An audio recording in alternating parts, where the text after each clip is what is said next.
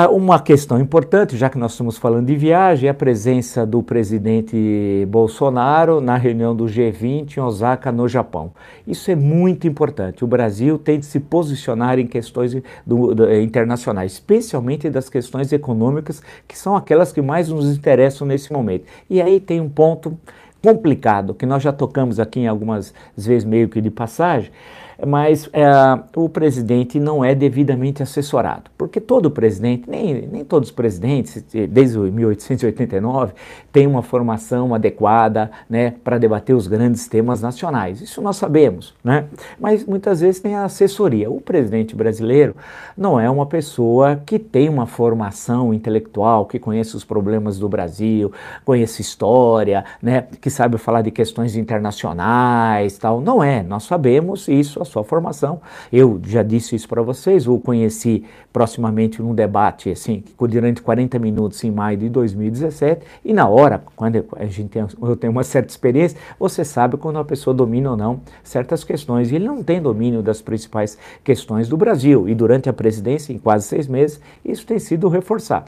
Então, nesse caso, você precisa ter uma assessoria muito boa, e ele também não tem uma boa assessoria, né? Ou ele não ouve, que é uma outra questão. Pode ser que ele até tenha uma boa assessoria e ele resolva ignorar as sugestões que apresento para ele. Mas com uma certeza eu tenho sobre as questões de política externa. Ele tem um péssimo ministro de Relações Exteriores. É o pior chefe de Itamaraty da história, que é o Ernesto Araújo.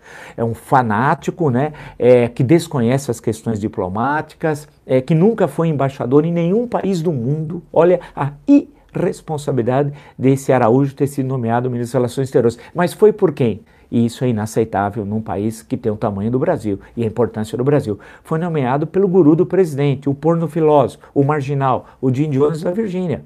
Foi ele que indicou a Bolsonaro Ernesto Araújo, o fanático, o incapaz, que está a serviço de interesses norte-americanos aqui no Brasil. É triste dizer isso, não digo isso com nenhuma satisfação, mas é a mais pura realidade.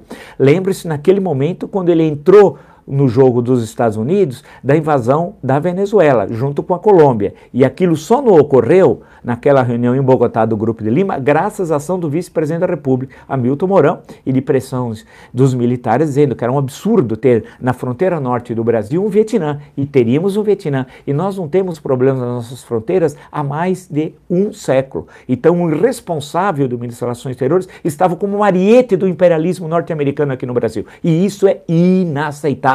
Inaceitável. Então a grande questão é que ele não tem quem o aconselha na política externa, o presidente da República. Então ele está chegando ao Japão, a reunião é importante. Amanhã especialmente tem vários encontros com vários chefes de Estado, e são questões importantes, você precisa dominar isso. E o presidente não domina. Olha, um exemplo, desembarcou em Osaka nesta quinta-feira, né, e disse o seguinte sobre declarações da chanceler alemã Angela Merkel, que se disse preocupada com o desmatamento no Brasil, que é uma questão muito presente na Europa especialmente, e muito presente. E porque tem uma onda de calor infernal agora lá, né? Basta ver o calor como é que está na Europa, e tem a ver sim com a questão do aquecimento global, que o Bolsonaro, seguindo ideias do porno-filósofo, do traidor da pátria, que está lá na Virgínia, o Jim Jones, diz que não tem aquecimento global. Bem, a Terra é plana, né? É um pessoal pré-Revolução Francesa, pré-1789. Bem, e essa questão está presente na Europa, a discussão do aquecimento que é real, isso não é uma invenção, uma loucura tal. Louco é quem nega, não quem aponta que existe, isso está muito claro tal. E a chanceler, primeiro-ministro, a chanceler da Alemanha, Merkel, está preocupada com essa questão. E nós estamos falando de uma pessoa que conhece muito bem o meio ambiente.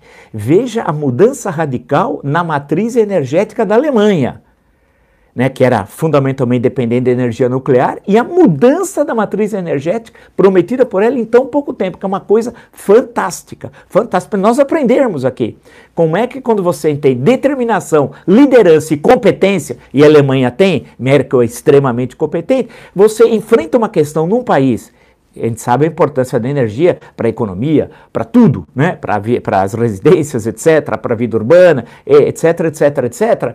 Se você mudar a matriz, e ela mudou a matriz energética em um curto espaço de tempo, em um curto espaço de tempo. Então ela levantou preocupação sobre o meio ambiente. Olha a resposta do nosso primeiro mandatário. Abre aspas. Eles, entenda-se, os alemães, têm a aprender muito conosco. O presidente do Brasil que está aqui não é como alguns anteriores que vieram para serem advertidos por outros países. Não, a situação aqui é de respeito para com o Brasil. Não aceitaremos tratamento como no passado de alguns casos de chefes de Estado que estiveram aqui, declarou Bolsonaro. Bem, além da construção da frase muito ruim, ele tem uma dificuldade com o vocabulário, com a língua de Camões, né? Está dizendo uma enorme bobagem, com perdão da expressão. Né? Isso aqui é uma bobagem. Primeiro, os outros presidentes brasileiros não foram advertidos por ninguém, portanto ele não diz a verdade. Né? Eu tenho muitas discordâncias com todos os anteriores, Temer, Dilma, Lula, Fernando Henrique, eu estou até chegar no Itamar e Collor, até chegando no Sarney, para pegar todo o período da redemocratização, nenhum foram lá para ser advertidos por ninguém em reuniões desse tipo. Então, primeira coisa, ele está equivocado. Ou ele desconhece, ou ele não tem boa assessoria, né? Uma coisa ou outra. Ou também a assessoria é ruim, né? E não consegue informá-lo que isso nunca ocorreu. Segundo, a questão não é confrontar com coisas óbvias. O desmatamento está aí presente, não adianta dizer que não existe. Né? E isso pode prejudicar, e aí tem uma questão muito importante, a economia brasileira. E de que forma? As exportações, especialmente do agronegócio, para mercados que são importantíssimos para o Brasil. Importantíssimos para o Brasil. E se você cola nas exportações brasileiras um carimbo de desmatamento, isso vai ter um efeito nefasto, melhor dizendo, sobre as exportações do Brasil. Portanto, quando ele tenta responder dessa forma, ele está fazendo uma enorme... Primeiro, ele não está entendendo que, primeiro, o problema existe, o desmatamento. Segundo, que há uma preocupação mundial, e o Brasil devia fazer parte dessa preocupação mundial, ao invés de ele querer negar algo que existe e tal. E terceiro, o prejuízo econômico que pode advir de uma posição dessa do presidente de confronto, de absoluto confronto. E por quê? Porque no dia anterior, eu vou fazer a citação literal, a chanceler da Alemanha disse: assim como vocês, vejo com grande preocupação a questão das ações do presidente brasileiro. Ela está dizendo em relação ao desmatamento. E se a questão se apresentar, aproveitaria a oportunidade no G20 para ter uma discussão clara com ele. Foi gentil. É assim que se faz. É conversa, é diálogo. É que o Bolsonaro tem uma enorme dificuldade de estabelecer diálogo. Só ele quer falar. É uma visão autoritária. Diálogo é isso. A Alemanha é uma parceira importante para o Brasil. Desde a Segunda Guerra Mundial, final da Segunda Guerra Mundial, nós temos uma presença muito... Basta ver nas montadoras a importância, entre outros, que a Volkswagen teve na modernização do Brasil. E o efeito multiplicador, por exemplo, da Volkswagen na indústria de autopeças, no emprego, na expansão de São Bernardo do Campo, a pegar o primeiro local onde se instala a Volkswagen, só para pegar um exemplo. Quer dizer, vocês percebam, falta conhecimento, estudo, né? Eu peguei o exemplo de uma empresa, dezenas e dezenas de empresas alemãs se instalaram aqui no Brasil, mas é uma bobagem, é estabelecer um diálogo, é conversar, é ouvir, né? E não adianta querer bater de frente com a verdade, que o desmatamento está aí. É existente, todo mundo sabe, não adianta tergiversar sobre essa questão, não adianta existe. E mostrar as ações do governo. Agora, tem um ministro do meio ambiente que é uma piada, É um rapaz incapaz, que não sabe nada de meio ambiente, que não foi candidato a deputado federal, fracassado nas urnas, e ganhou de bandeja o Ministério do Meio Ambiente sem entender nada do assunto. E que tem criado dentro do Ministério uma hostilidade enorme com os vários institutos, com funcionários, etc, criados problemas totalmente desnecessários. Então, o Bolsonaro tem de entender, e ele não entendeu, que ele é presidente de todos os brasileiros.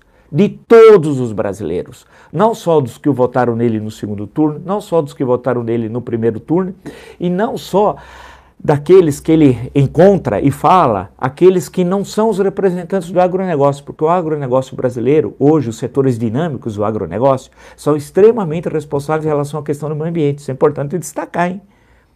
É que o meio ambiente, os setores importantes do agronegócio brasileiro em relação ao meio ambiente, não sabem vender seu peixe. Falando uma linguagem um pouco mais vulgar, não conseguem demonstrar como aumentou a produtividade sem a extensão da área plantada. Por exemplo, na soja. Pega o Mato Grosso, né, por exemplo. Não consegue vender isso para a sociedade. Então há todo um discurso como se o agronegócio fosse todo ele devastador, destruidor, que destrói o meio ambiente, que quer acabar com a floresta amazônica. Não é por aí. Por isso vocês estão percebendo os polos na discussão, extremismo aqui, extremismo lá. Qual é o nosso papel? É buscar uma visão equilibrada, sensata, quebrando essa dualidade.